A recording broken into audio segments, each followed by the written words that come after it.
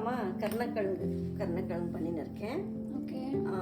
இப்போ கொஞ்சம் உப்பு மஞ்சள் தூள் போட்டு வேக வச்சுட்டு அப்புறமா உனக்கு மீன் ஃப்ரை மாதிரி செஞ்சு கொடுக்குறேன் பாரு. ஓகே. கொஞ்சம் ஆப்பாயில் ஆனால் போதும். என்ன வேணும்? ஆப்பாயில். ஆப்பாயில். ஓகே. நல்லா இருக்கும் டேஸ்ட்டாக மீன் சாப்பிட்றது. எவ்வளோ நேரம் ஆப்பாயில் ஆனும் இது?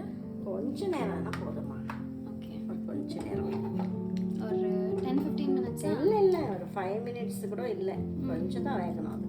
ஓகே. அப்புறமா தவாவில் போட்டு ஃப்ரை பண்ணுறோம்ல, அப்போ வெந்துடும் அது. இது இவ்வளோ 5 நிமிஷம் வெந்தால் போதும், நல்லா வெந்துடுது. அதுக்கப்புறம் ஃப்ரை பண்ணும்போது நம்ம ஃபுல்லாக வெந்துச்சுன்னா இப்படி எடுத்துகிட்டு ஒரு பிளேட்டில் ட்ரான்ஸ்ஃபர் பண்ணணும். இப்போ அது மசாலா போடுறதுக்கு, மேரினேஷன் பண்ணுறதுக்கு போட்டு சிம்பிள் மசாலா தான். மிளகாத்தூள், கொஞ்சோண்டு மஞ்சள் தூள் ஏற்கனவே போட்டிருப்போம், கொஞ்சம் டேஸ்ட்டுக்காக ஜீரகத்தூள், அவ்வளோதான்.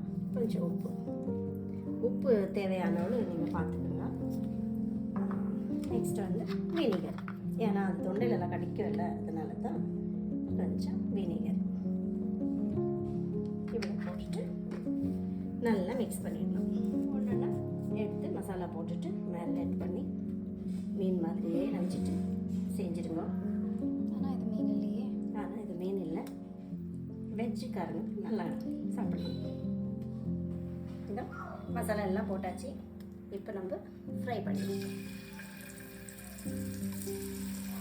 ஒன்றா மீன் மாதிரி எடுத்து வச்சிடலாம்.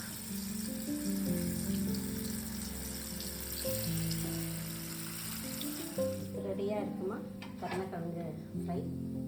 நீ டேஸ்ட் பண்ணிட்டு சொல்லலாம் எப்படி இருக்குன்ட்டு. ஓகே.